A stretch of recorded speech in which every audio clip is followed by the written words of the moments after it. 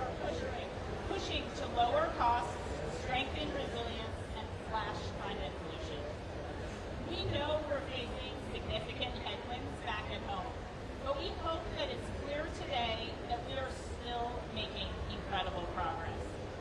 If you take one message from today, it's that we are pressing forward. We continue to be a reliable and trusted partner to the international community, and there is no one better to deliver that message on the global stage than our next speaker. Many of you saw her on the ground last week in Rio, where she helped lead our delegation to Cop30 Local Leaders Forum. This is her fourth UN Climate Change Conference since taking office, and she is proving every day what is possible at the state level. Please join me in welcoming Governor Michelle Lujan Grisham to the stage.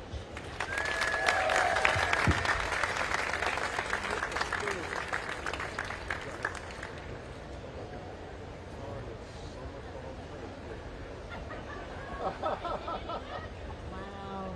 And so it starts with Taryn. Hey, welcome everyone. I don't know what that's. There's some waving in the back, but it's nothing. So I'm just going to press forward. I'm Governor Michelle Lujan Grisham from New Mexico. I'm delighted to be here in Brazil, and specifically here in Belem. You heard the message from the Climate Alliance, and I want to say America is all in. You're going to hear from fantastic leaders that are going to recommit and re-identify the work that we are doing every day to meet the Paris Accord Agreement and to show unequivocally that more leaders in America are making a difference than leaders who aren't. And that's how we move America forward. And I want to give you a couple of examples. One, my state is all in, and we're a fossil fuel state. That's a really tough juxtaposition. We've cut our methane emissions in the Permian Basin by half, while at the same time increasing production. It's not the increasing production part I want you to hold on to. If we can do that and cut those emissions in half by requiring that oil and gas companies reduce their emissions, their methane, by 98% by 2026, and then go beyond, every place in the world can do the same thing. And that's been independently proven by the Environmental Defense Fund doing satellite methane detection. Two, we are committed to investing in renewable energy. North America's largest wind farm is in New Mexico. So when you hear from the incredible Governor Gavin Newsom, tell him that the shortest governor in America reminded him that I'm providing clean energy to LA. These are the commitments that make a difference right at home and abroad. And that's not where we're stopping. Solar energy, fusion, small-scale nuclear, storage, and geothermal. And I've got to bet with other governors that New Mexico is going to be the first state carbon-free fusion clean power available. They're not just the manufacturing sites, but will be the first state to get it on to the grid. It's a race to the top.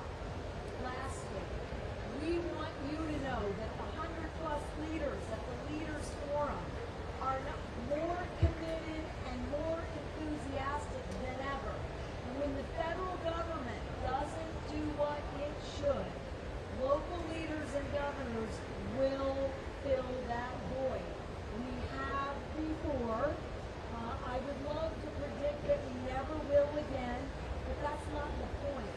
The point is when you represent 60% of the growing economy, that the Climate Alliance report shows unequivocally that 30%, 34% growth in GDP. In New Mexico, renewable energy jobs are growing at 2.5 times every single other economic sector. And you know what we do with that growth in our economy? We fund universal free childcare for every New Mexico family, universal free pre-K for every New Mexico family, moonshot into K through 12 and free college, 2-year, 4-year, full-time, part-time, anywhere, anytime, and we're investing in clean energy jobs. You can build roads and bridges, reduce your emissions, and build an economy that works for everyone. The Climate Alliance states, with their mayors, are showcasing just that. And I couldn't be more excited to share that enthusiasm. We're all in, America, and that will stay. Welcome to this panel. Thank you, everyone. Go get 'em.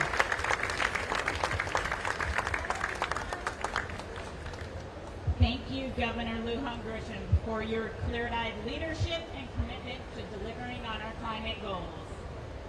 Can you guys in the back hear me now? Is it better? Yeah. All right, I'll just channel my inner Taylor Swift.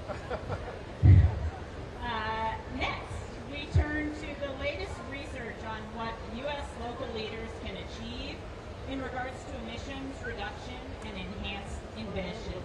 Please welcome Dr. Nate Holtman from the University of Maryland Center for Global Sustainability.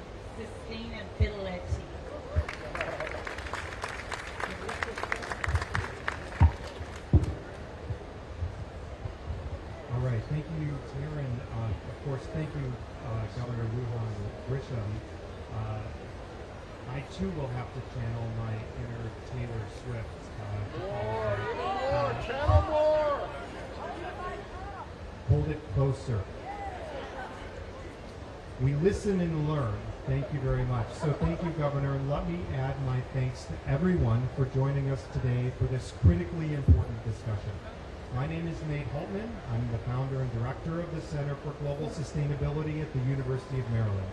Our goal is one part of the global community of action, part of which is gathered here in Belem, is to learn from leaders in our diversity of experiences to help us all to better understand where real climate progress is happening and how it can be accelerated.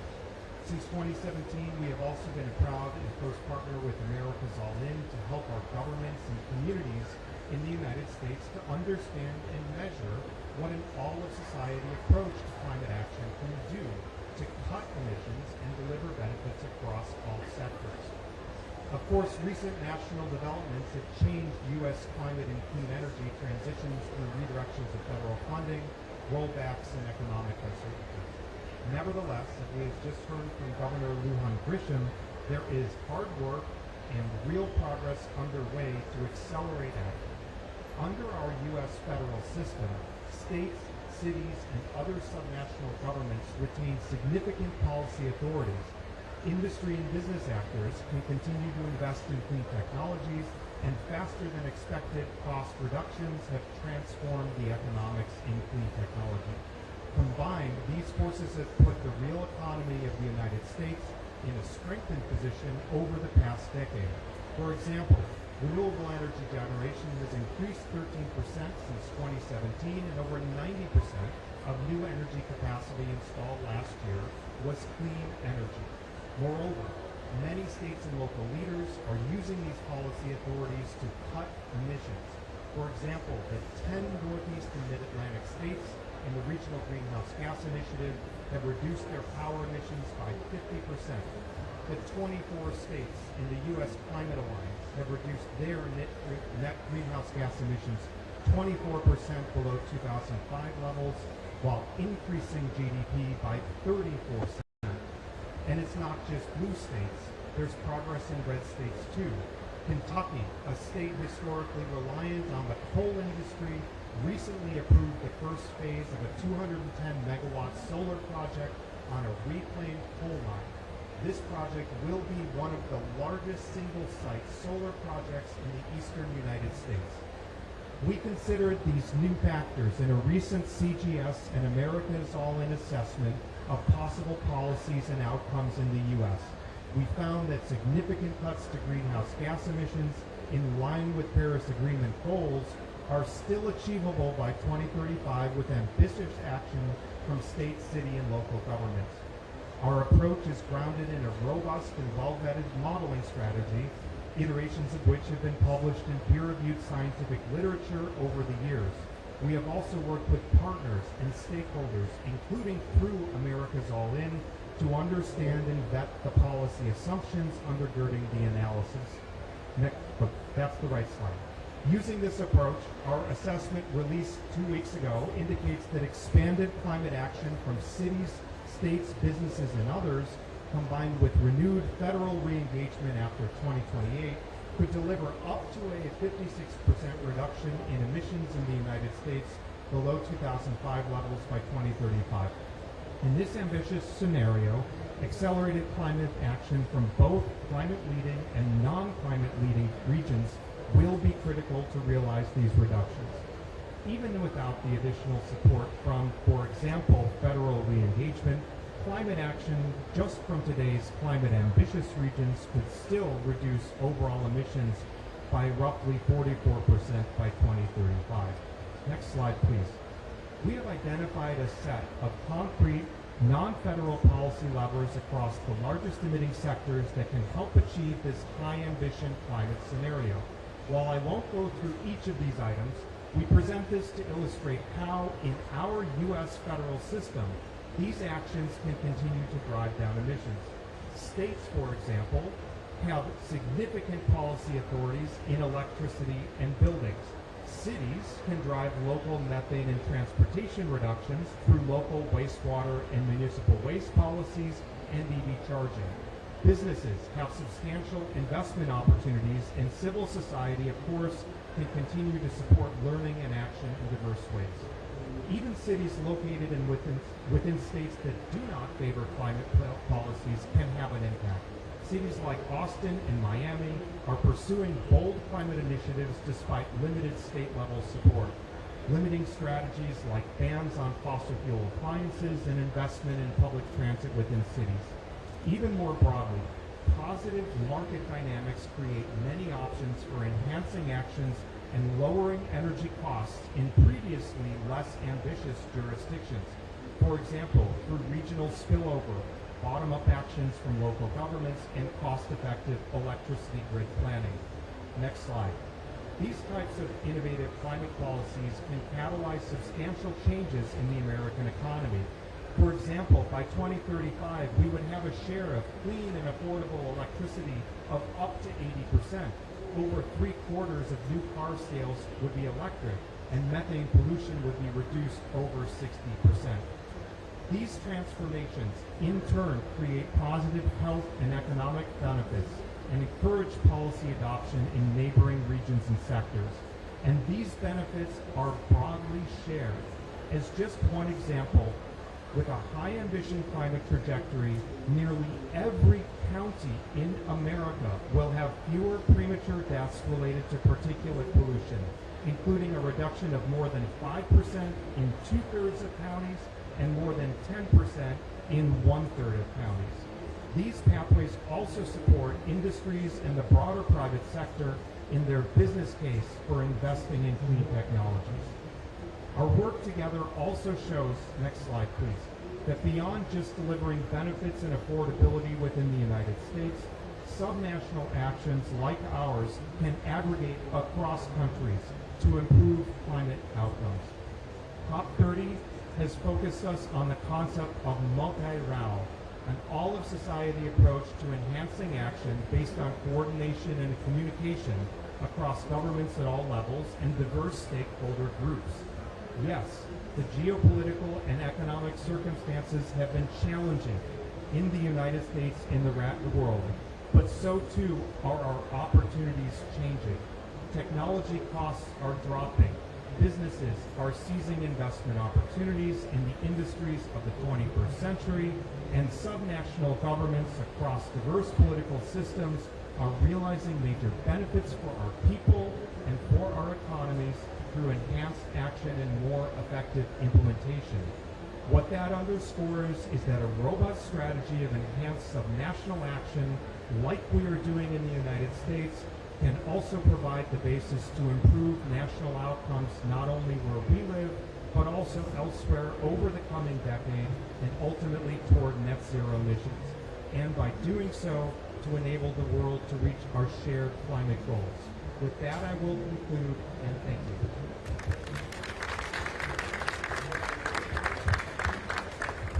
Thank you, Dr. Holman, for that insightful overview. At the U.S. Climate Alliance, we consistently underscore the powerful policy levers that states have to cut carbon pollution, particularly in the electricity, buildings, and transportation sectors. So we appreciate you shining a light on that. In a moment, we'll move forward to our next panel, From Savannah to Belem, The Path Forward. But before that, please enjoy a short video from our partners at Climate Mayors.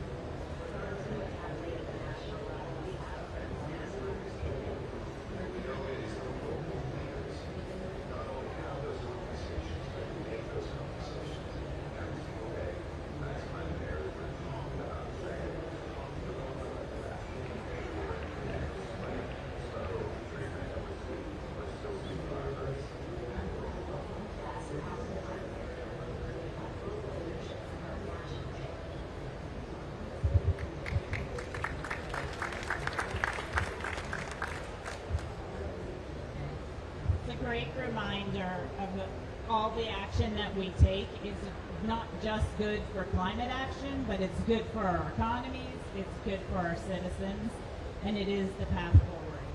Please welcome to the stage our moderator, Tim McDonald, climate and energy editor at Semaphore and author of the must-read newsletter, Semaphore Energy. Thank you. Great to see everybody here, and so many familiar faces from previous COPs, and I'm really happy to be joining this exciting panel, and looking forward to hearing from Governor Newsom shortly.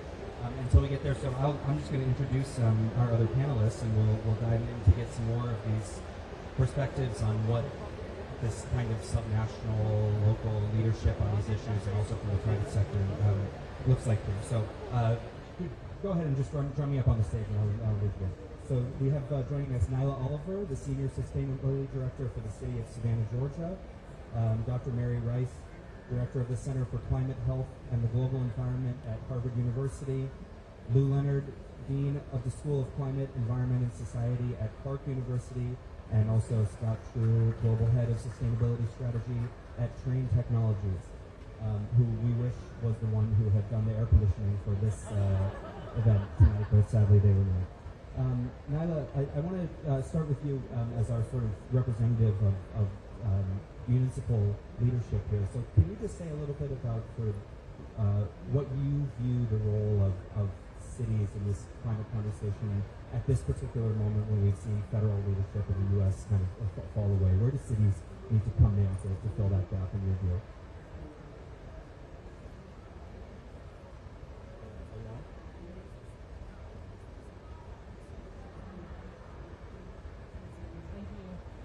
Yeah, absolutely. So cities filling that gap. I think cities face climate change head on every day. and our residents expect results. They expect solutions. I think where we see rollbacks from federal policy, et cetera, we really step in and continue working with public-private partnerships, continuing working with local organizations, looking across at peer cities and see how we can learn best practices and work together there. For example, at the City of Savannah, we're creating an EV permitting checklist and EV readiness workbook, and we're really looking to expand the charging infrastructure in the city for residents and visitors. We've talked with Nebby about in the state how, we're along that evacuation route. What happens when there is over gas? We need to be sure we have adequate charging infrastructure there. And through that, I think working with having those public-private partnerships will be really helpful there to kind of fill that gap. You may ask this question later on about what we're doing, so I'll save that. But I think that, go ahead. So that's great. That'd be great to have some examples of sort of what this looks like for For sure. So the city of Savannah is a coastal city, very historic. We're definitely feeling the impacts of climate change through extreme heat, flooding, increased energy burdens. We experience nearly 100 days over 90 degrees in a year. And over the past 25 years, that number has gone up by 10 days.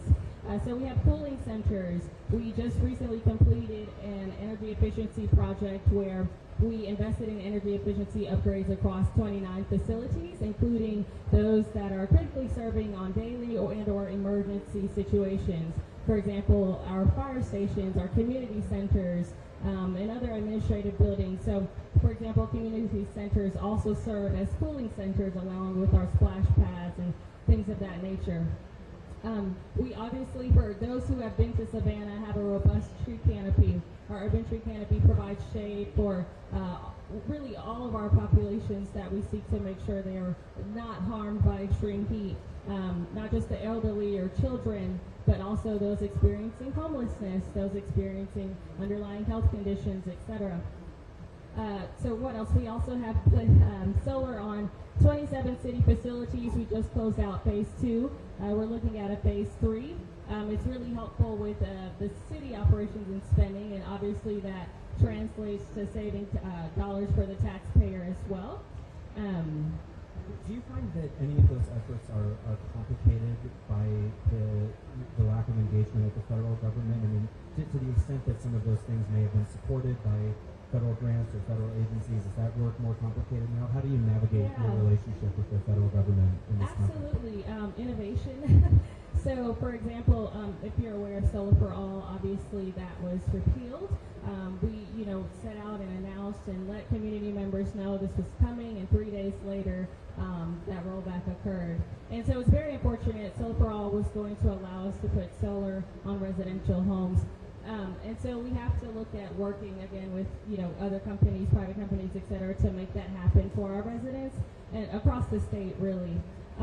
When thinking about flooding, Savannah always applies for the FEMA grants, for example, the BRIC grant. If anything ever happened there, that could be an issue, sure. But we've also implemented a stormwater utility user fee. So really it covers being able to implement the different strategies there. But I think innovation is probably the answer, and then those relationships and just implementing maybe fees, etc. And I do want to also make one other quick point.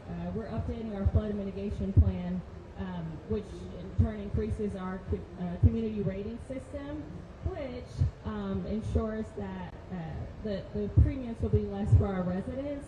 So just making sure that we're doing what needs to be done to benefit our residents, even in the face of adversity or lack. Yeah, okay, that makes sense. So kind of having to build out that network of other contacts and innovating both technology and also the types of relationships and partnerships that you have. I think we're going to share one microphone now if you want to pass down. So Dr. Rice, could you say, we were speaking just a little bit now about extreme heat and kind of climate adaptation in cities.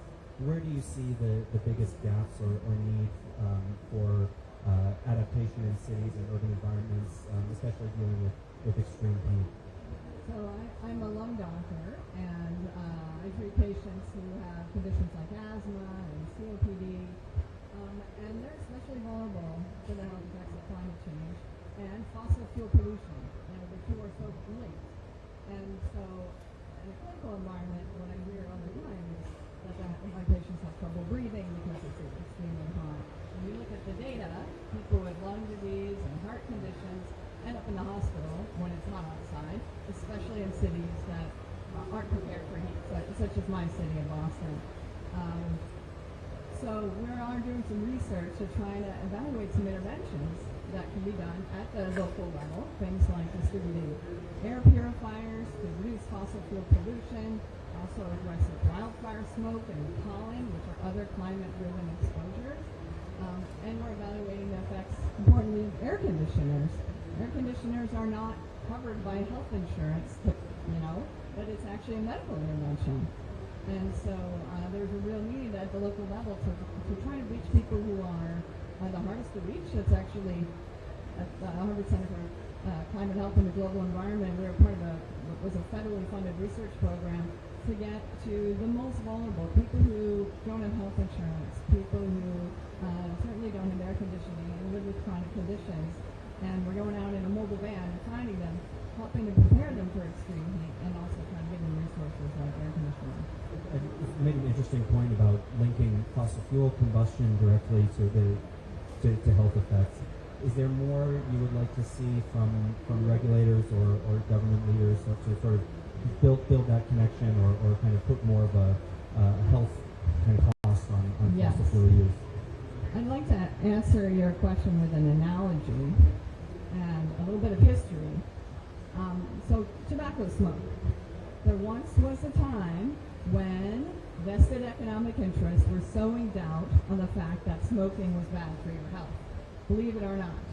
And this went on for decades, and at some point, the public health messaging, the science won out, and everybody now agrees that tobacco smoke kills. Tobacco smoke is bad for your lungs. And then what happened was policy at a very local level. It was cities who were implementing policies to prevent kids and workers from being exposed to tobacco. And it started with a few cities in California, and then New York City, very importantly, passed some laws to essentially ban smoking in all workplaces. So it wasn't about protecting the smokers, it was about protecting everybody else that's exposed to that pollution. And fossil fuel pollution is the same thing. It causes heart and lung disease. It causes premature birth. It causes us to die prematurely. It has actually shortened our life expectancy. Improved air quality has lengthened our life expectancy. And so that's the opportunity there. And when you look at policies that have effectively reduced traffic, someone mentioned gas stoves, we're seeing those health benefits, and they're immediate. You're not waiting for climate change. You're talking about it benefiting the communities that are being served by those policies. So. One more question, kind of bringing this back to the federal context again. I know we were speaking backstage a bit about how research funding has been affected. How is that?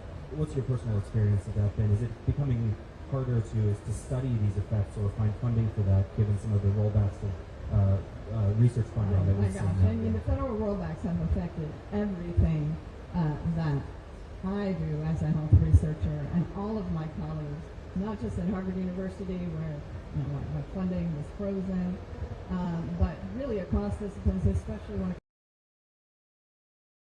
comes in one of the executive orders, and climate change can't be mentioned. Justice and equity are other forbidden words. So researchers are trying to navigate that. We want to study environmental justice, the fact that certain communities are disproportionately exposed to pollution and stand the most to benefit from policies to address that. Still trying to press forward on doing the work and using other words, for example. And also, in addition to the NIH funding, importantly, the US EPA's entire research program has been dismantled, and that was a really important source of funding for community-based participatory research. All of that has essentially been solved. So we're as a looking. result of that, do you see that kind of research just going away, or it has to get reframed? You mentioned using different words, or is it finding new sources of funding, or how do you navigate that? Well, it's been a little bit of everything. I mean, we also have to think about the pipeline career decisions at this time. Those are long-term implications. There's us scrambling around looking for alternative funding sources, and we are looking increasingly at public, private sources of funding with academia. So that's been an opportunity, and I see that that's going to increasingly be the case, that researchers can't just depend entirely on federal grants. We need to have a diverse portfolio. So I think that's another change. Luke, I'll pass the mic over to you. I would love to hear from your point of view at Clark where you see universities kind of fitting in a leadership role here in this, a conversation like Cop30. Where do you think come in? Great, thanks. So for over a decade of my career, I spent in these halls working on the lead up to and after the Paris Agreement, right? And that was such important work, and the outcomes of that we're still seeing rippled throughout the country and the world. But there was a time about 5 years ago that I decided to make a pivot to higher education, and partially was because that was a place where I felt like we could have more impact on implementation. So I'm really excited now to be coming back into these talks, having the experience of seeing firsthand what higher ed can do at a time when these talks are also in that pivot to implementation. So I think it's really important to remember what American universities are. First, they are filled with some of the world's best experts on the science and the solutions to climate and related crises. Second, they're small cities grappling with some of the same issues that we were just hearing from in Savannah. How do we decarbonize? How do we prepare for climate change? And how do we generate enthusiasm and engagement around these topics? Right, so I think the key is to take those three ingredients, which together can make higher ed not just be a place where we produce information about the challenge, but actually could be an implementation partner with businesses and cities and others to move forward. So a couple of examples of how we can do this work and are doing this work in ways that are politics proof. They're not about politics. So from blue states like Massachusetts, where Clark has been working for a decade with the state and cities to move forward on green infrastructure, tree canopy, and dealing with extreme heat, to purple Pennsylvania, where Penn State has a local climate action program that works with cities and towns throughout the Commonwealth to move from target setting to implementation, to red Indiana, where Indiana University's Institute for Environmental Resilience has worked with 50 cities and towns throughout that state to move forward. So I think that we can see that special sauce where you combine universities with the private sector and communities can really be a recipe for accelerated implementation. Everybody can still hear us okay back there? I know it's a little loud. Yeah, okay, we're trying. Bear with us for the rain. Occupational hazard of being in the rain. You mentioned working on designing kind of concepts or programs that are politics proof. Obviously, universities have been under a lot of fire recently for various ways in which they diverge with the administration. How have you felt that at Clark? Do you feel like you have to re-engineer programs or toe the line in some way to avoid becoming a political target, especially when you're dealing with a topic like climate, which is now sort of politically sensitive? Right. So, of course, there have been impacts across higher ed, and we've heard a lot about that, and Clark hasn't been spared. But I think I'm really proud that in this moment, Clark decided to launch a new school of climate, environment, and society. So I think what we need that kind of willingness to take the long view of these things. And why would we do that? Would we do that because we want to get our head chopped off? No, we're doing it because, let me give some numbers. In a study that just came out this year, Sacred Heart University did a nationwide survey in the United States of 15 to 29-year-olds. And what they found was 70% of that population feels concern or even anxiety about climate change. The same number, 70%, feel some personal responsibility to take action and move progress forward. And 2/3 of those said that higher education, universities, is their top trusted institution to look to for leadership on this. So we have no choice but to stay focused on this, because this is what our customers, you know, the sort of youth in America and around the world are asking of us. And then the question is, how do we have to change to be able to meet that demand from youth that are, you know, inheriting this planet and are demanding more from us? And I think there's at least a couple of things that we have to do. One is that we have to help students understand how to translate their care into career paths. And I think Cornell is doing a great job of this, the Cornell Climate Jobs Institute, of doing roadmaps of what do careers look like going forward in this space, because it's very dynamic. You can't say what the careers are going to be like with confidence in 5-10 years. So we have to really look deeply at that. And the second is, I think we need to transform more of our classrooms into consultancies where students are working while they're getting their education with partners in higher education in cities and in other places to have impact today. That's what students want. That's the best way to deliver an education on sustainability and climate issues. And quite frankly, it's what the world needs of us. Thank you so much. Scott, let me pass the mic over to you. As our one question I had for you, just okay. How about that extreme weather? All right, yeah. Climate change is real, ladies and gentlemen. You heard it here first. Scott, one thing I was going to ask, just since you're sort of our private sector representative on this panel, a lot of the corporate action around climate at this summit was in Sao Paulo last week. I mean, what's been your sense of the sort of the business side of being all in on climate at this COP? Are there a lot of your colleagues, other corporate leaders who are here? How would you sort of rank the participation of the private sector in this summit? First, I'll say you get everyone hot, and you will listen to the air conditioning guy. So, to answer the question, I think that there's a lot of excitement. There's a lot of great things going on, especially for companies that have a North Star on solutions. And that's our story as well. I mean, they're big problems. That's why we're here. That's what this meeting's about, is the challenge of solving some big issues. And we're no different as a company. We see it. We see it very clearly. Here's some examples. 40% of the world's energy is related to powering buildings, and most of that energy is powering the cooling, except in this building.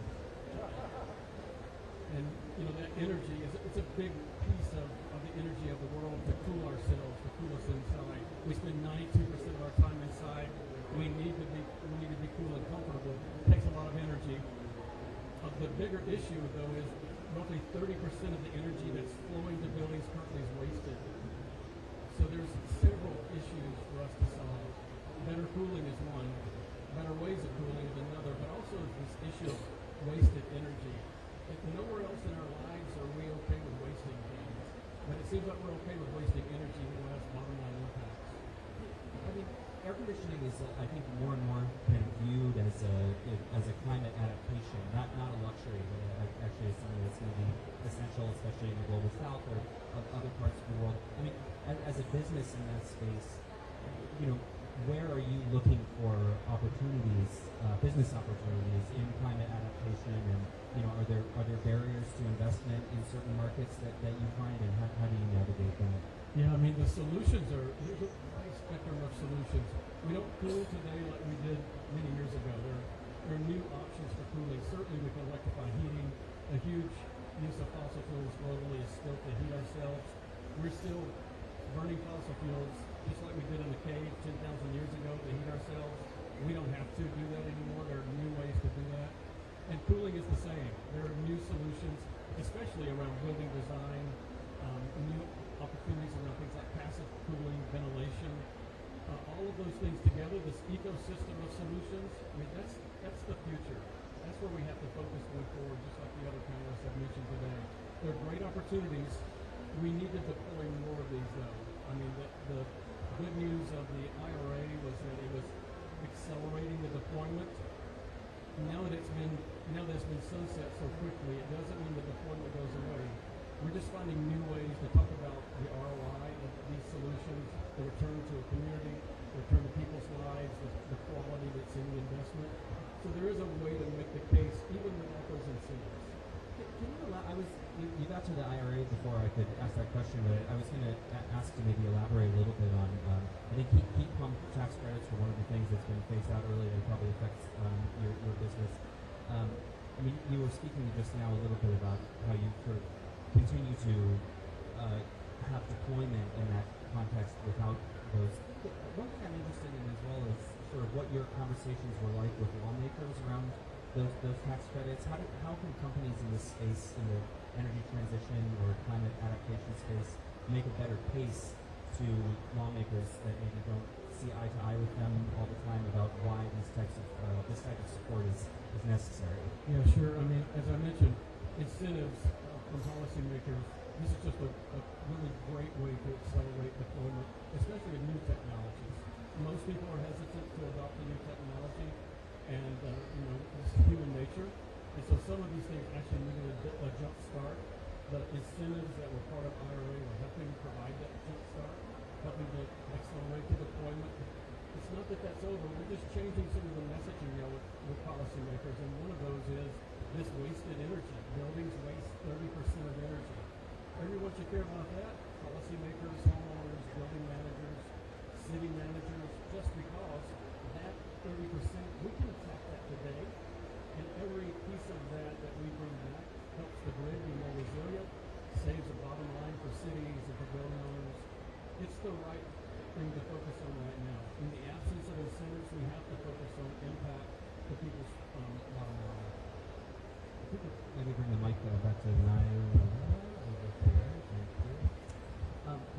Now that we were speaking earlier, we were sort of focusing on adaptation. I wonder if you could say a little bit about where Savannah sees kind of economic opportunities in the energy transition, or Georgia has been one of the states that's doing a lot with EVs and battery manufacturing. It's been interesting to see Governor Kemp's approach to that. Where are you kind of looking for new jobs or new economic opportunity in this kind of climate mitigation or energy transition space? Yeah, that's a great question. So with most of our initiatives, we also have a DBE goal. We also have a local enterprise goal as well, where we want to ensure that we're providing the opportunity for training and or jobs from those who are local. For example, with our on-site city solar project, we've been working with a company out of Atlanta to put those on. And one thing is the training part. They have like a solar university that's part of the program, so we're ensuring that we're having that training and setting these individuals up for success so that we can continue implementing these initiatives. One thing I did not mention earlier when you asked about like partnerships, we obviously work with our utility as well, Georgia Power, for example, the Make Ready program. If there's something we can't figure out with, installing the chargers or providing that connectivity, Georgia Power will come in and ensure that we're connected correctly, et cetera. And I think that's another opportunity where we can make sure we're not in it alone. I think sometimes in municipalities you feel as though you're working in silos, but really if you just walk down the hall and talk to the next department, it'll really work things out. Or if you make a call to your Georgia Power rep, you can make sure implementations are there correctly. So those are kind of, I guess, ways we're looking. One other point I'll add in terms of like economic development. So also under our sustainability department is our brownfield revitalization initiative. So we do have brownfield grants where we're connecting with local property owners to go in and provide free phase 1 and 2 ESAs. And then we have people talk with them about, okay, here's how maybe your property can be more sustainable in the future. If they decide to sell, et cetera, they will. But we really want to give the opportunity for local business owners to be able to stay, to be able to provide the resources needed in the community and not have to be pushed out. So that's just another, I guess, an example to bring on where you talk about kind of that economic side there. Is that something that you ever? I mean, you struggle with the budget at all for those things? I mean, cities, don't have infinite resources. How do you sort of make budgetary allocation decisions around that, and find the financial resources that you need? Yeah, absolutely. So, for example, with our ground revitalization grant, we obviously have the grant through the EPA, but also we work with the Economic Development Division. So, if it's not quite in the sustainability budget, perhaps some of it is in economic development, maybe it's in planning and urban design. So I think working cross-departmentally there is helpful. And then we also have some local organizations on the ground in Savannah who we've had a relationship with for decades. So it's usually really helpful, especially in terms of revitalizing corridors, where we'll reach out to them and have those partnerships. Also with our county, oftentimes we might, apply for grants with them or talk to them about, hey, this is something we want to see. Do you have a connect there? So I think it's really strengthening those relationships, and it's been helpful thus far. Dr. Rice, one question I wanted to come back to with you. We were chatting, we had an interesting conversation backstage about cooling centers and sort of where that, it's sort of a panacea that people talk about for extreme heat, but maybe doesn't always work as well as some people think it does. What's the gap that you see? Yeah, I mean, there's actually a lot we don't know about the best way to cool people, and that's obvious from this right? room right now. There's a lot, right? After responding here, but there's a lot of logistical things to consider. It's not just, putting someone in an air-conditioned room and then everything's going to be fine. You have to find out how to reach those vulnerable people who don't have cooling. You gotta figure out whether you're going to bring the cooling to them, which is intense and costly, or have a cooling center where you hope people will come. But then what are they going to do at the cooling center? And work that we've done, talking to different cities, it really varies. So Savannah has had a successful cooling center program. I've heard the same about other cities in the state of Florida, whereas in New England, it really hasn't been very effective, and they're just empty. And there's nothing to do in there. And when you think about the people you're trying to get to the cooling center, they're the hardest people to move. They're in wheelchairs, they have oxygen. So that's why we're doing research in this area. And there's important work, for example, buddy systems clearly work. Having somebody who can check in on somebody. And there's also really basic stuff that sometimes people don't realize they need to do when it's getting hot outside, like drink water. Think about your medications. Certain medications are dehydrating, so there's a role for the doctor to give some medical advice there for people who are high risk from heat-related illness. That's great, thank you. Lou, I have one other question for you too about sort of universities navigating this political moment. Could you say a bit about how you view maintaining the international competitiveness of U.S. universities? We've seen a lot of restrictions on visas for international students coming in, people being worried about immigration rates, being arrested on the street.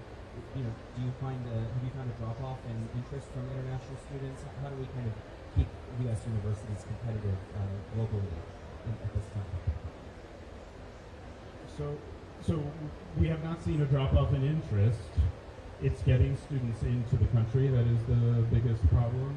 But I think here we are, right, in a global forum. I think we have to move beyond thinking about competitiveness in a traditional sense, and we need to think about the value that comes with collaboration, right? So I think it's on particularly universities from historically developed countries, the global north, to think about what it looks like to be in authentic partnership with institutions in the global south, right?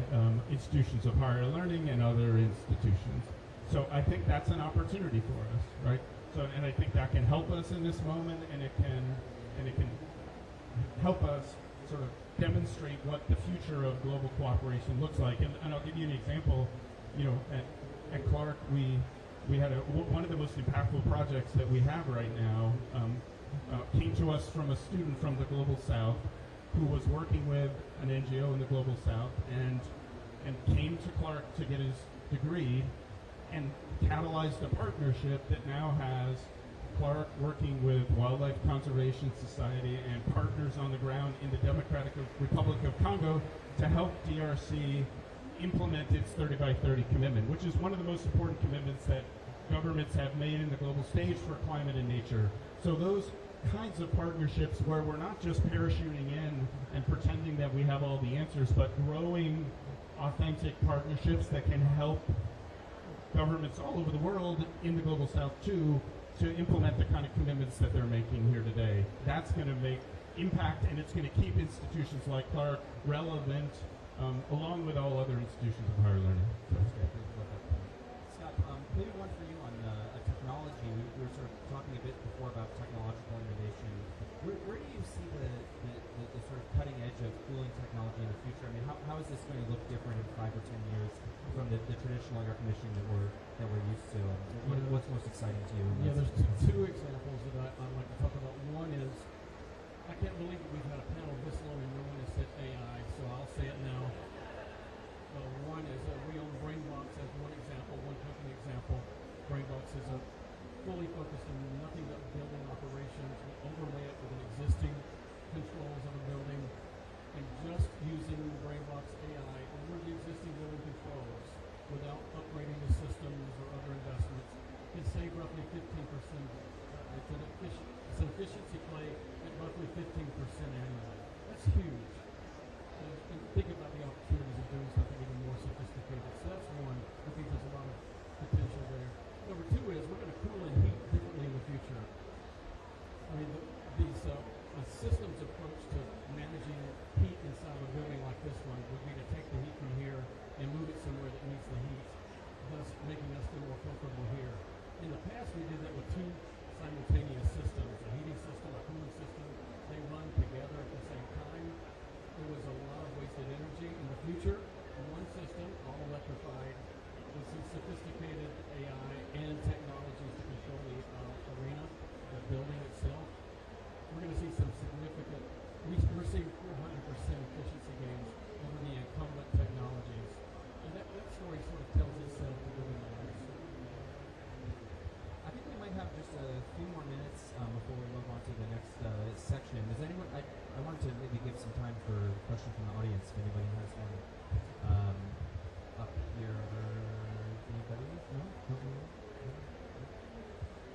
Oh, here's one, sir.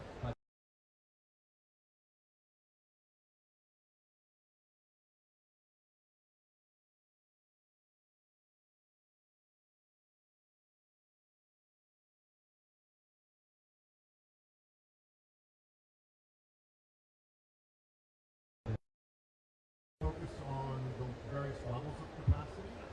And one of the things that I've been thinking about for the last year or so is that since the Supreme Court decisions last year destabilized the post-birthday legal framework, and we've got a federal government that is decimating the civil service, how can you imagine an environmental and natural resource protection system for the 21st century that really makes use of all of the capacities that you guys have talked about here and integrates it in a much more holistic, intentional way?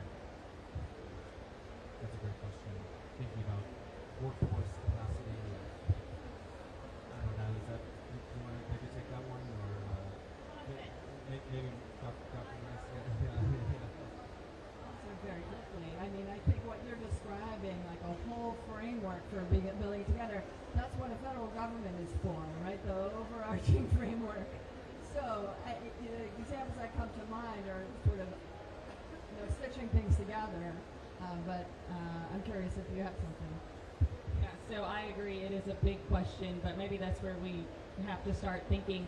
So I think maybe understanding the root of your problem locally, but also connecting with maybe, peer cities, regionally, et cetera, to see what their problems might be, and perhaps just having a roundtable or talking, hey, here are where the root issues are and what can we do to move things forward together. I think maybe it just starts with a conversation, because oftentimes, especially also in our field, there's a knowledge gap, or there's lack of awareness and education there. And I think, especially being in different parts of the U.S. and around the world, you really don't know what another municipality or state is facing. That, making sure everyone is at the table. And then, all of us at different levels, and then after that, maybe coming together to come up with solutions that aren't only just for you locally, but that can affect you regionally and thereon. Yeah, just real quickly, I think that is the promise of the U.S. Climate Alliance, climate mayors, at a sectoral level, and it's the opportunity of connecting those networks and moving forward. Because that, at least in the United States, we rely on the federal government for many things, but we are a federalist system, which means we don't rely on the federal government for everything. And in fact, more often than not, the real good solutions emerge from the laboratory of democracy at the subnational level. So I think that is the opportunity that this coalition has going forward. And look, we're now in this position where this is what we have to do. And we have to do it now. And even as leadership in Washington rotates as it does, the stronger this level of cooperation is, the more we're going to be able to do nationally when the United States is in a positive position. The IRA was not a command and control. It was a set of incentives to get this set of actors to do more. So that's what we need. You wanted to add a little more? Wanted to add something really quickly, and I think because we're all here, even I think just one thing to acknowledge is really staying in touch with your partners and ensuring that you show up at events such as Cop30 and so on. Because, for example, there aren't many municipalities here, but for those of us who can, it's like continue no matter what. Because I think when we're in this conversation, knowledge sharing, speaking with each other, etc., it really keeps that momentum, and it helps us understand what else we can do. So I think even just in the presence of what's in front of us right now is an answer. That's great. Any other questions we have over here? Yeah, right here. No? Hello, yes, my name's Beth Porterby. I'm from the University of Cambridge, so very interested to hear what you're saying on universities. But also, I'm director of the UK Corporate Leaders Group, so we're a co-founder of the We Mean Business Coalition, and we work with business and policymakers on climate policy. The question I'm going to ask comes in part from some of the businesses we work from, but also, as you've been talking about asthma, it's a personal question. I am asthmatic. I'm seeing the impact on myself and others that I know with the condition. But how do we get health higher up on the agenda at COP when all of what you're talking about has such an impact on people? Great question. Thank you. So climate has always been at COP, but for a long time it was kind of an afterthought, and it was really in that adaptation scheme, right? It's really obvious that adaptation is all about health, right? Protecting ourselves from the effects of climate change. But now we have a health day.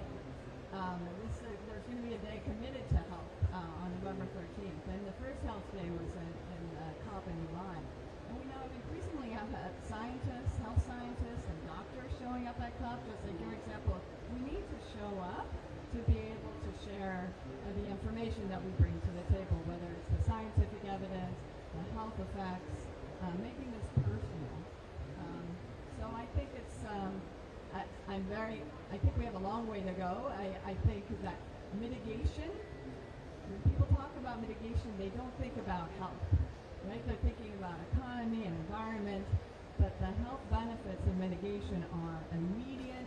They're very valuable. They can elevate communities, elevate local leaders. And so I think that's part of the framing that we as the health community who are here at the conference are trying to do. Thank you. Yeah, one right here.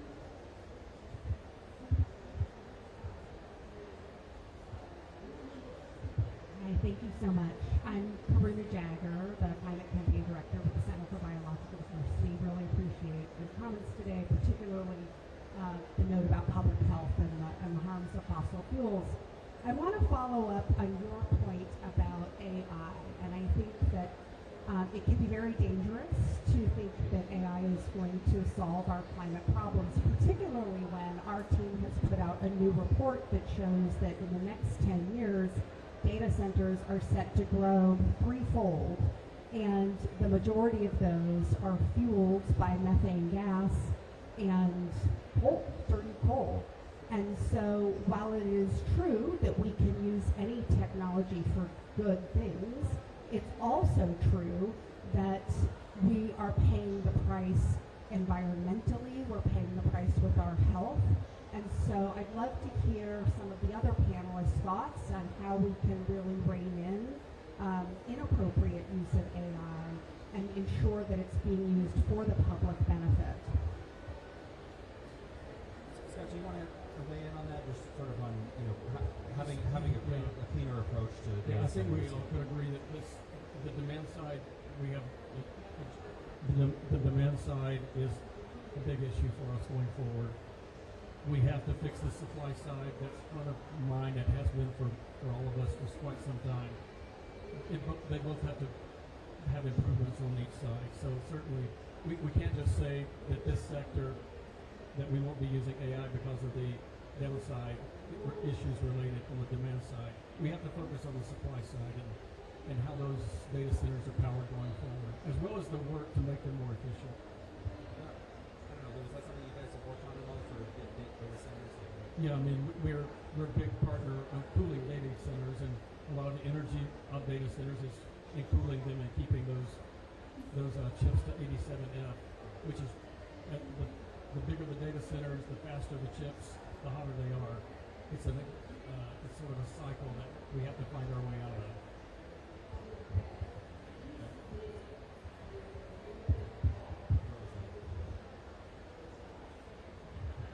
Thank you. Hi, everybody. Diane Holdorf from the World Business Council for Sustainable Development.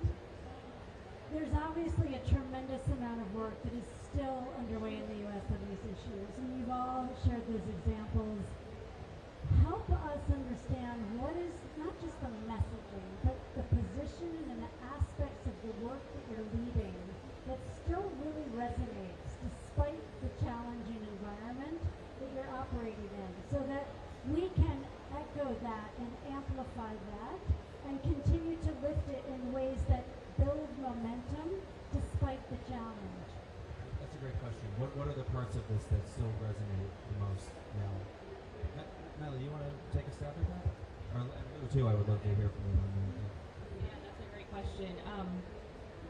I think seeing the impacts firsthand, or maybe what helps the momentum there, seeing residents benefit, seeing visitors benefit, I believe that's probably what resonates most for me and making a difference.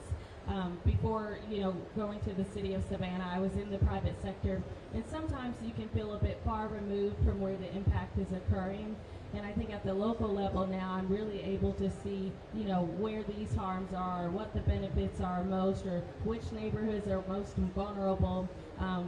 Working with different partners to look at, data mapping and to see, okay, well, if we want to put in a new cooling center, a new community center that serves as a cooling center, where is the burden at most?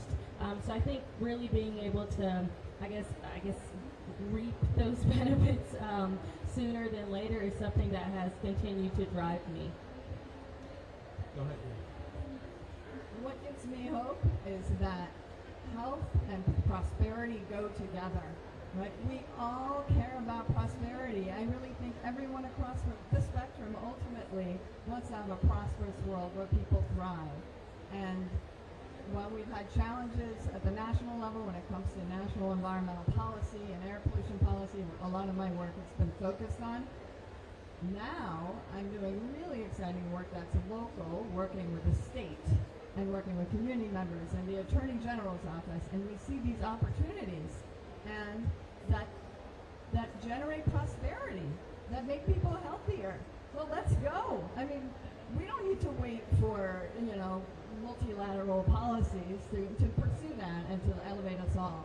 And, the more we clean up the air, the healthier we are. So thank you. That's great.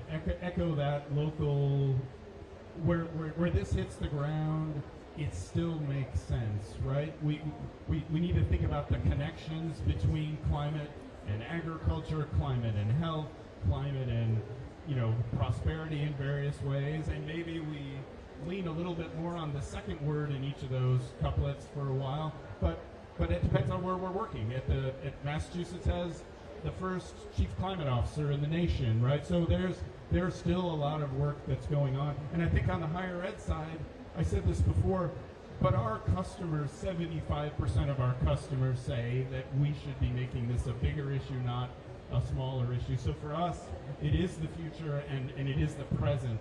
So we have to continue to step forward and demonstrate what it looks like to prepare this next generation.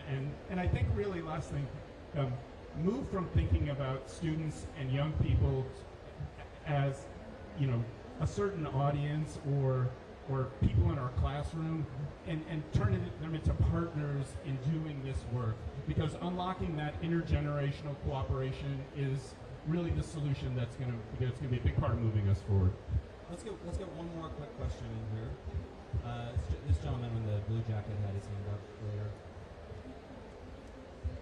Hi, my name is Ian Tafoya with Green Latinos, the National Environmental Justice Organization. And I come from local government. I work for the mayor, the city council, the public defender, run for office. We always talk about zoning and around housing and transportation, but environmental justice is also about industrial legacy zoning. And for these communities that are cumulatively impacted, repeatedly, where is the next industrial business going to go? Where is the new technology going to go? Where that existing zoning is? And so I'm just curious if any of you can talk about efforts to maybe downzone industrial as we're gentrifying these communities. We're often putting people back in the same place. Great question. I'll be quick. I'll give something quick. So, especially in the city of Savannah and in our historic district, there are strict ordinances around what industries can come in. Really any building in general in the downtown historic district. But then when you look more on like the west side of Savannah, where these conversations do come up, we'll often host listening sessions, we'll host community engagement sessions, and really the voice of, or I guess the voice that kind of really contributes to those decisions are our residents, and we don't take it lightly. So it is something that we listen out for. We'll take surveys, we'll speak with them thereafter. We'll have other businesses come in and also be able to present. And if there's an issue, we really take it seriously what our residents are concerned about or hearing there. Thank you for that question. When I answered the earlier question about what gives me hope or what's driving me forward right now, it's actually some of this really exciting work at the state level around cumulative impacts. So basically, and I'm not going to remember all of them, but New Jersey, Minnesota, New York, Connecticut, about 10 states. Colorado, yes. So there is really a movement now to look at the cumulative burden of a community of pollution from industrial sources to then determine how you can permit new industrial sites. And there's different models. Some are creating new parks using the regulation. Others are restricting the building of new polluting sources altogether if it's going to be in a community that's already more exposed than everybody else. And so while we're kind of stymied at the federal level, we are seeing a lot of progress at the state level around that. So thank you. I think that's the perfect note to end on. We're out of time, unfortunately. So I want to thank our panelists so much for all these wonderful insights, and thank you all for your questions and for listening. Thank you all so much. So we're still waiting just a moment for Gavin Newsom to show up, and in the meantime, we're going to have another amazing conversation. So thank you very much. Thanks, y'all. If everyone with a fan can just turn to your neighbor and fan your neighbor. We're all in this together, y'all.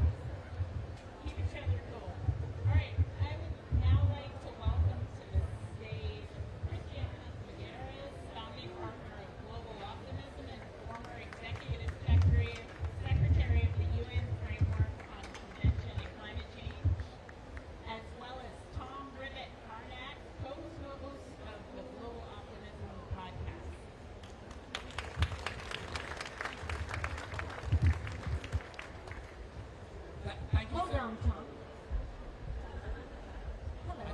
in charge, but I'm not. No.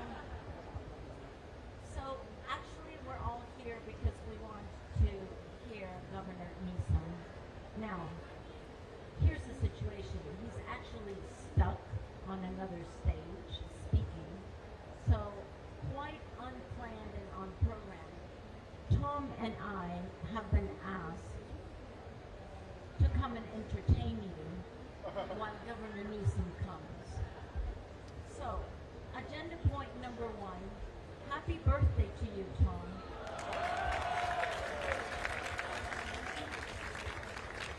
Agenda point number 2, Sue Benyas. Thank you so much for your service, as they say in your country. Okay, now Tom, now over to you. I've done all the important You've done everything you can. Okay. So I have my birthday at Cop every year. A couple of years ago, I was at the Cop, and it turned out Christiana had phoned many of her friends, and every time I walked into a room, people burst into happy birthday. So it was very nice. Now, I don't know how long we have till the governor arrives, but it's a great opportunity, I think, for us to look back a little bit. It's 10 years since we were all in Paris. Who here was in Paris? Who was in Paris? All right, okay. And Wait. Who was not in Paris? Most of you. Fantastic. So I have to tell the story. I just told Steve McRae. Do you know that it takes monarch butterflies 4 generations to do their migration from all the way north in the American continent down to Mexico, and then they go back up? It takes them 4 generations, which means the migration starts with 1 generation. That generation passes on. The next generation picks up from wherever they are and continues, and so on. So because nature is our best teacher, one lesson from that is it takes several generations to get to our destination. So I would like to thank everybody who was in Paris, but especially I would like to thank those who were not in Paris and who are still in.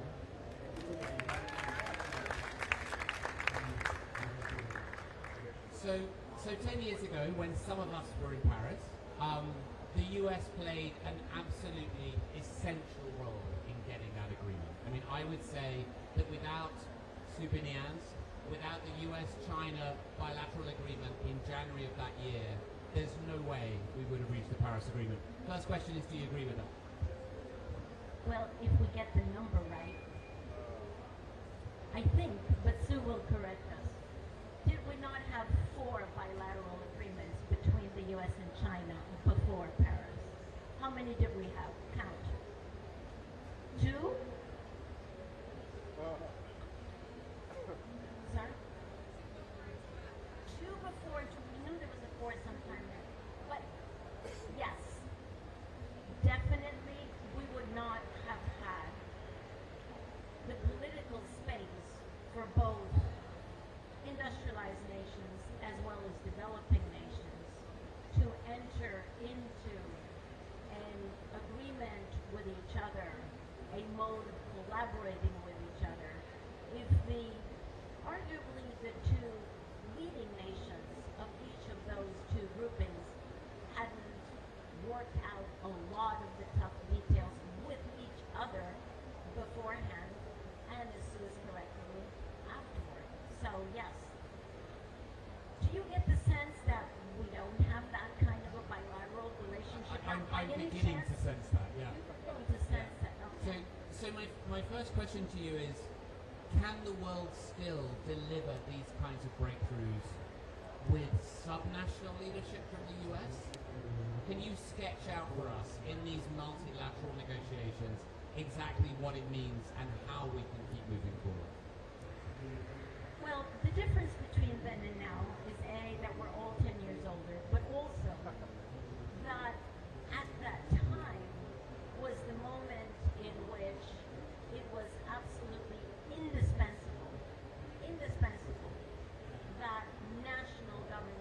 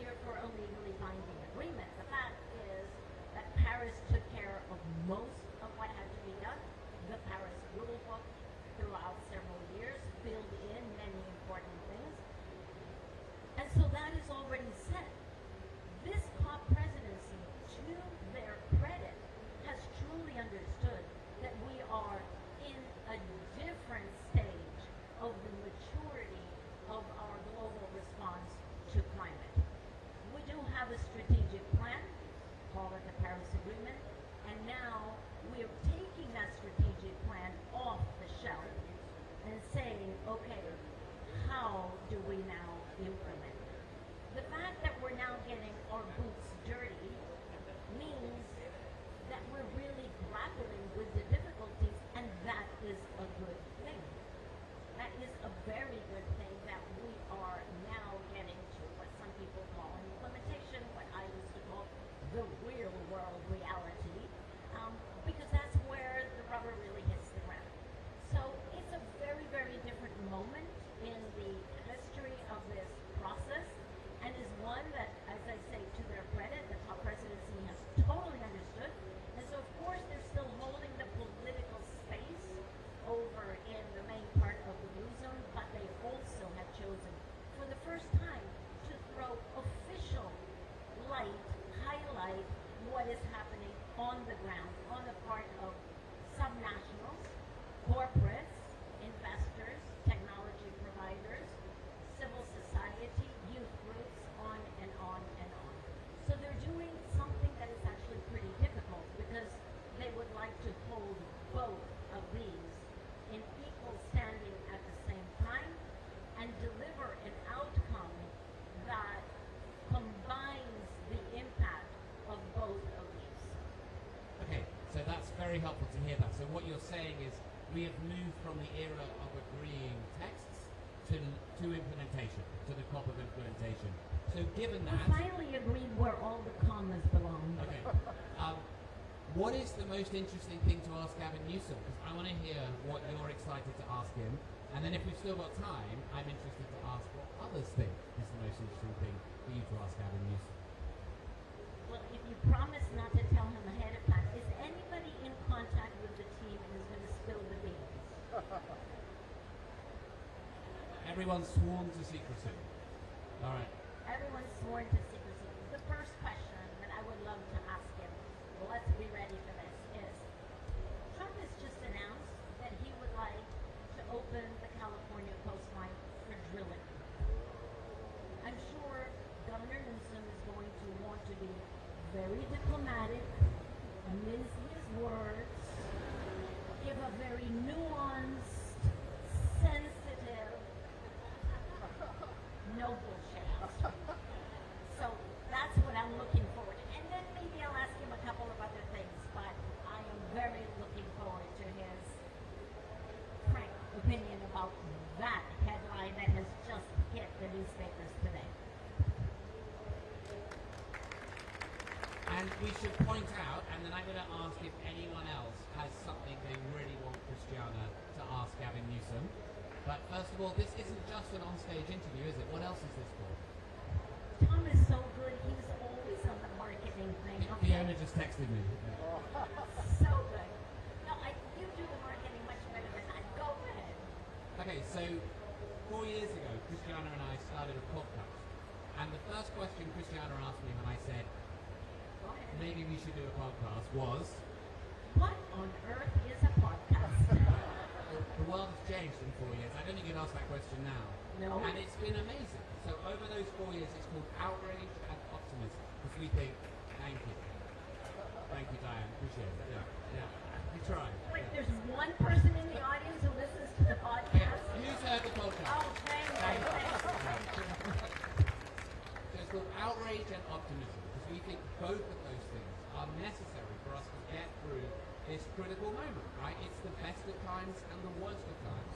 We are facing terrible challenges with where we are on climate, and the economics is unfolded at a speed and scale we could not have imagined 10 years ago. So we try to put our arms around both of those issues in our weekly podcasts. And here at COP, we've partnered with the government of Brazil to do an episode every day called Inside COP.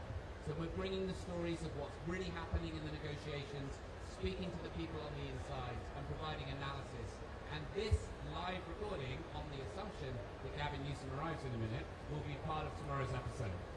Now, who would like to make a suggestion of a really good question that we should ask Gavin Newsom?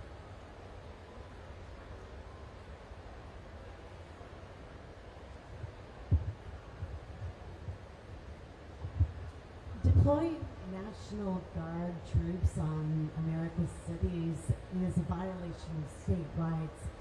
And I'm wondering how Democrats can reclaim state rights as an issue to differentiate our sovereignty and control, and how can we practically fend off all of the militarization that's actually happening in our urban area. We heard you. Okay, I don't know. Thank you. I was thinking of focusing my questions on climate, but I will attempt to squeeze that one in. Yeah, you can't. You may or may not be able to include these, but let's hear the conversation that people want to have, because I don't know if you've noticed this, but we're not from the US, so we are not always infused with the issues that are animating your lives and the challenge of this moment. This is a good question. How many here are U.S. citizens? Okay. Thank you, U.S. Yeah, for we being still here. love you, whatever's happening here. Thank you. Yeah. We have another question over here.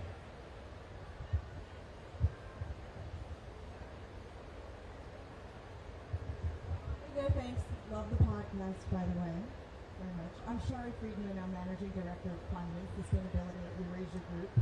And my question is, given that the federal government has cut funding so much across so many areas, right? They've cut funding across Medicare, and this does have to do with climate. It has to do across all these different things that the states now have to pick up. How is that going to affect the state's ability to push back and to be able to do the climate programs that they need to be doing, as they are going to be so fiscally constrained across so many different areas? Great question.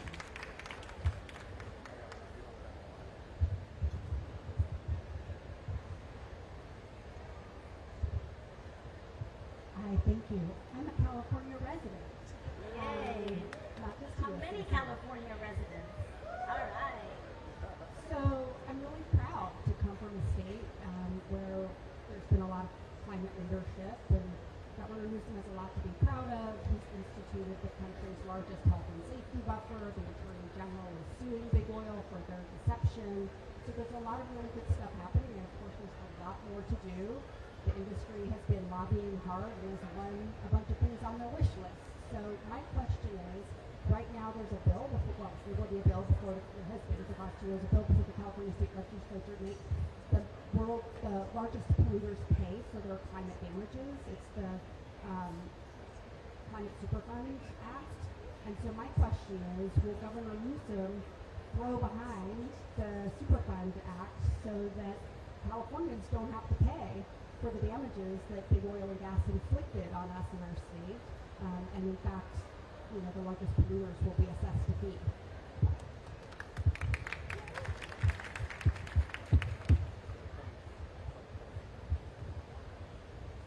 Hello everybody, my name is Petuch Gilbert. I'm from the hotspot of nuclear in the United States, which is New Mexico, that is really concentrated in using billions of dollars to develop nuclear weapons.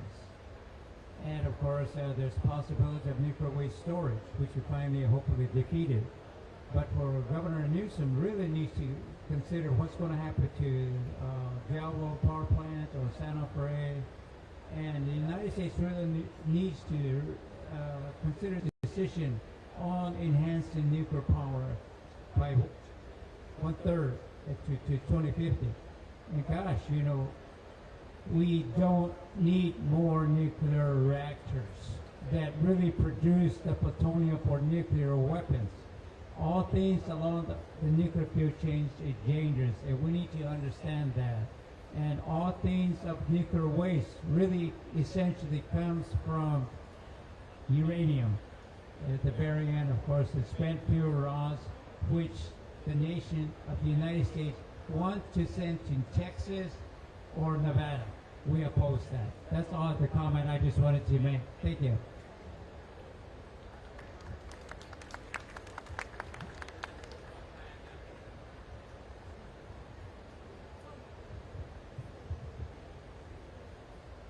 Governor Newsom led landmark legislation requiring companies above certain trading levels to do climate reporting. And it was the first in the country, and it taught companies, not just in the U.S., but outside the U.S., who are trading in California. And that was a big momentum builder, and that's obviously been challenged now. But maybe you can talk about what else can states still do now with their level of jurisdictional leadership and capability along those lines that can keep the momentum building along the level of what he achieved with that. I certainly hope he's going to be with us for 45 minutes, but I kind of doubt it. But let's keep going. Okay.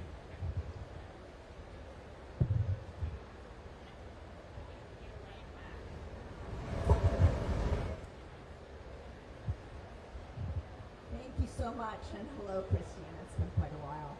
I have a question for Governor Newsom because I believe that he could share some lessons learned. He was one of the few leaders who implemented the first bilateral, state and province-led, multinational training systems. So what lessons can he give us about linking and multilateral cooperation? Great question.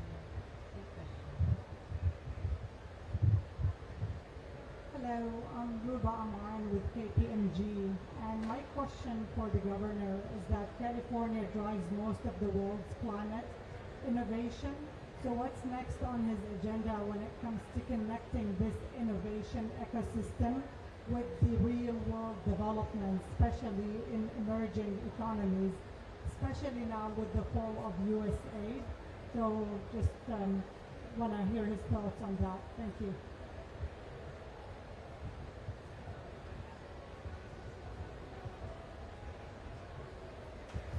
Hi, I'm in California. I guess I was born in California, but I live abroad now. And I see a lot of headlines about what California is doing, and it's very difficult to explain to people outside of California the political system there.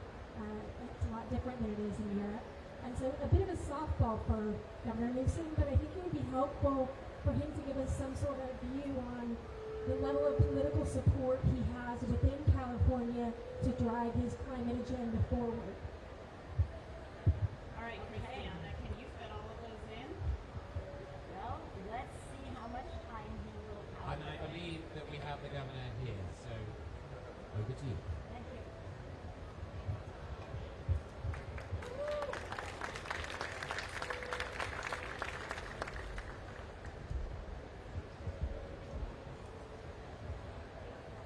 Yes, no, perhaps. You've got a few more minutes. He needs to. Come on, Tom. So I think given how time constrained he's likely to be, I'm not sure we necessarily need any more questions and how you're going to fit those in. Do you feel, what can you tell us, looking back 10 years since Paris, would you take the progress that we've achieved if you knew 10 years ago that this is what the next 10 years were going to look like? That was such a counterfact. Can you ask that question again? Would I say? Imagine we're 2015 again, and you could somehow have a crystal ball to look at what the world would be like in 2025, and it's today. How would you have felt back then, knowing how the Paris Agreement would perform in its first 10 years of existence? Okay. Yes, actually, quite wonderful to see how much has been unleashed in technological progress, especially in the energy and transport sectors, something that we actually never expected to happen as fast and as exponentially as it is happening. The one thing that would make me sad if this were 2015 and I could look at 2025 is how the United States chooses to shoot itself in the foot. That is so sad, so sad. How does the White House choose to open the space for Chinese competition, for Indian competition, for these countries to be the manufacturers of the technologies that so many developing countries are purchasing in order to be able to generate their own energy? It would just make me sad. But of course, I'm not a U.S. citizen. I didn't vote. And does every country need to live with a president that is voted for? Here we are. All right, ladies and gentlemen, the man who needs no introduction and kept you all waiting, co-chair of America's All In and the U.S. Climate Alliance, Governor Gavin Newsom. Thank you. Doing very well. We were chatting with all the audience while you were doing many other things. You have mostly U.S. citizens. No one booed. That's good. You have many California residents. And everyone applies. Yeah, that's good. Very proud Californian residents. Very proud. So we've actually been gathering about 137 questions for you. The problem is that you only have time for a few. So the first one that I have promised is what the headline is today. Someone whose letters are in DT because it's difficult for me to even pronounce, has actually said that he would love to open the California coastline to oil and gas drilling. Now, before you start, I know that you want to be diplomatic. I know that you would like to mince your words. I'm known for my diplomacy. But we would really like to know. Over our dead body. Period. Full stop. And you know what's interesting about that? Says he wants to open up the coast of California, oil drilling, but he has no interest in opening up oil drilling rigs right off the coast of Florida, right across the street from Mar-a-Lago. Completely silent on that. So it's never going to happen. Over our dead body, dead on arrival. Period. Full stop. And I say this very mindful. Look, I do not want the United States of America to be a footnote on climate policy. And that's exactly what Donald Trump is intending to do. He's intimidating and bullying people. He's threatening people. You saw it out with what we've done in the world shipping deal we have. And we're in another side of it. This is a different time. It requires a different kind of politics. It requires a different kind of clarity, a different kind of conviction. You got to call things out. You can't play by the old set of rules when it comes to Donald Trump and Trumpism. We have simultaneous crises. We have a global climate crisis and a crisis with democracy. Donald Trump does not believe in the rule of law. He believes in the rule of God. And I hope it's dawning on you and others around the world what is going on in the United States of America. And so my state of mind is very different than it was 9 months ago. And I'm deeply mindful of the anxiety that many of us feel around the globe. But I'm not going to be complicit, and nor should you be complicit at this moment. It requires people of conviction, of authenticity, to share their voice and to stand up to this bully. He's an invasive species. He is. He's a wrecking ball president. He's trying to roll back progress of the last century. He wants to recreate the 19th century. He's doubling down on stupid as he tries to vandalize our progress. And you know who's cheering? Who's singing his praises? President Xi and China. They're sitting back dominating supply chains, dominating manufacturing, flooding the zone all across this country because they understand the great economic opportunity to transition to clean and green energy. And we will not allow that to happen in the state of California. We are a stable partner. We are a reliable partner.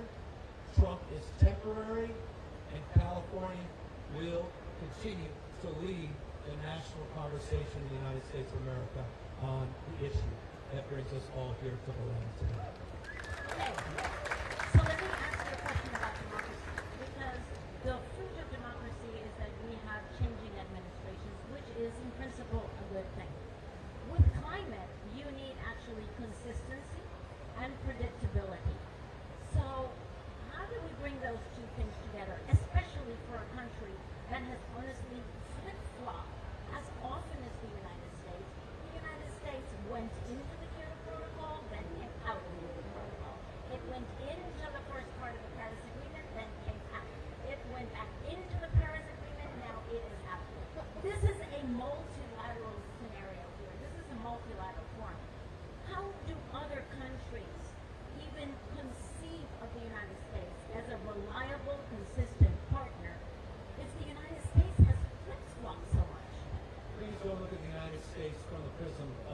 Washington, D.C.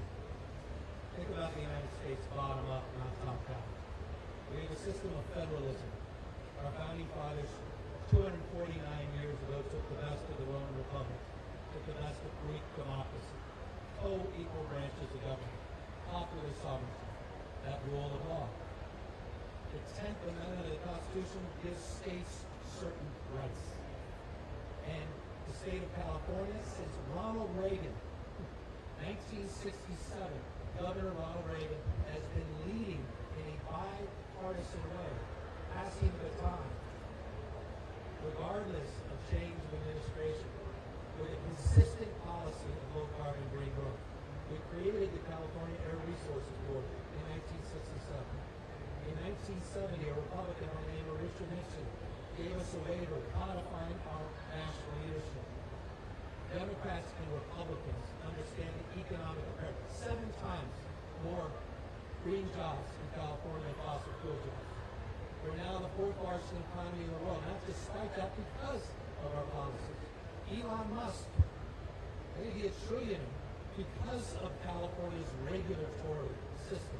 There would be no Tesla without the consistent regulatory posture from the state of California. So my point to you is to make a point to all of you. That, we believe, is a model. The power of emulation. Success leaves clues. And that consistency we just reinforced. Just a week ago, before we came here, we extended our cap and trade, nation-leading cap and invest program to 2045. That marks the market.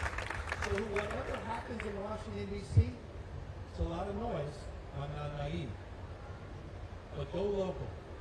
Amazing things are happening at the local level, all across the United States of America. What America All In represents is that recognition. You don't like the way the world up when you stand up, stand on your head and go local. Cities, counties, Republican-led cities and counties, and blue and red states are moving forward because they believe that climate risk is economic risk. And they want to de-risk. They want to future-proof. And they understand that green energy is low-cost energy. The cost of living is the biggest driver of so much of the populism in our country and for that matter around the world.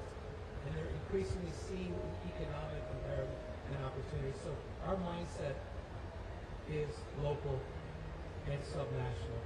And I hope when you think about the United States, don't think about what happens every 4 years in relationship to D.C. Think about how you can engage and partner with states like California and other states across the country. Good advice for those in the audience, but sitting next to me is someone who wants to go national. I don't want to go anywhere. I want to go to the Amazon, actually, in 2 days. So just point me in the right direction. Well, it seems to many of us here that you are pointing perhaps in the right direction. So let's just fast forward in our imagination. We're not saying anything here that is factual. This is not a fact check. This is just imagination. Let us imagine that you are the candidate for the presidency of the United States. Now, you will run on a pro-climate campaign. Once you're elected in the White House, you might have to depoliticize climate change in order to drive the policies that you need to catch up with the rest of the world who's going to be way ahead of the United States. So how do you run a climate campaign and then depoliticize across the aisle?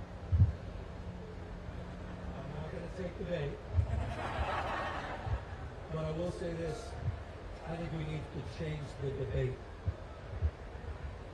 No, when we talk about 1.5 in the United States, no one knows what, with all due respect, I have a tough time as well.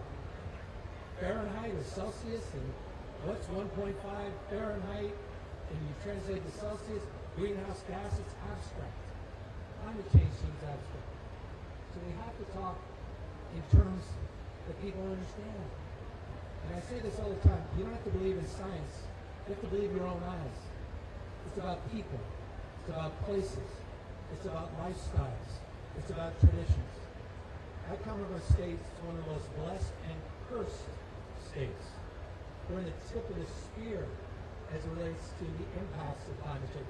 Remember, in Los Angeles, California, in the middle of winter in January, we had one of the most devastating wildfires in U.S. history. Simultaneous floods and droughts. Places wiped off the map. Paradise, California, where I walked with Donald Trump 6 years ago. Grizzly floods wiped off the map. And I think we talk in those terms. Pollution blanket, not in abstracts. People can absorb those metaphors and they can understand what this is. I talk about financial risk in relationship to climate risk. I talk about the insurance crisis in the United States of America. And you can't build a home, let alone buy a home, without insurance. What connects all of us to this issue? The cost of energy going up because Donald Trump is pulled away from Joe Biden's climate leadership. They anticipate 10% increase in energy costs this year alone because of Donald Trump's vandalism of Biden's. So if we put things in those terms, I think we can start bringing people over and we can create the space where we can start to win this imperative, this important debate. Thank you. So sadly, we have to let you go because you have a very pressed agenda. I'm going to do a rapid fire. I'm going to give you 4 words. Well, this is boxer and brief time. Yes. And you just tell me the one thing that comes up in your mind. Fly fishing.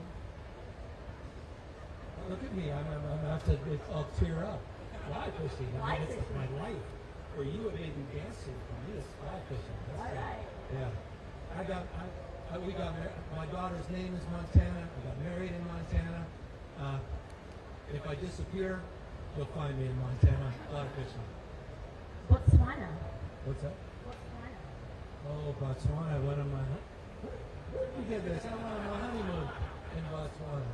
And, by the way, my name is Gavin. I was named after someone that wrote a book on river otters, Gavin Maxwell, which was my first pet. So you can understand why my brain is wired a little differently, perhaps, than some other American politicians. So when it comes to wildlife, biodiversity, when it comes to nature, that was my connection, not just to my creator, figuratively, but my creator, literally, my father.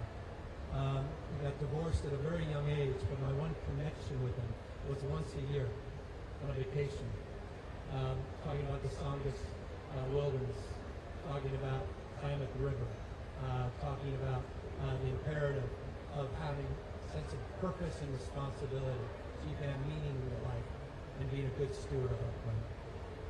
41 cases. Well, we're at 46 right now. I'm just saying those are lawsuits against the Trump administration, so we are not screwing around. There's been 41 weeks of the Trump administration, and we're at 46 lawsuits. By the way, not one of those we proactively filed. All of them are in reaction to this unprecedented assault on progress, our republic, my state, and our state of mind as it relates to the environment. His first term, 122 lawsuits. Over 80% of them were in the environmental space. He is not screwing around. He's surgical in terms of approach. We opened up about offshore oil drilling. That's sacrosanct. It's universally opposed. Yet he still is proposing it. He's a different person. It's a different time. And I hope people understand for things to change, we need to change in order to meet this moment. The last question and the most difficult of the day. Are you ready? What is it? One positive word about Donald Trump.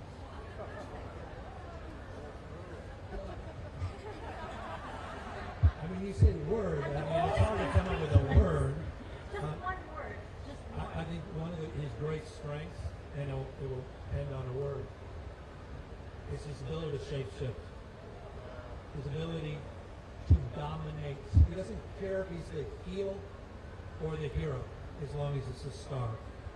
His ability to take mind share, to dominate the narrative, He's one of the most effective communicators in my lifetime, one of the worst orators, but an unbelievably effective communicator.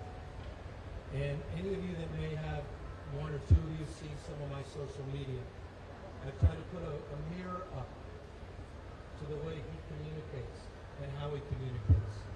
And it matters. Narrative matters. Narrative on climate change matters. Narrative in terms of mind shift. People, we need attention. This issue needs attention. I'm here not for attention.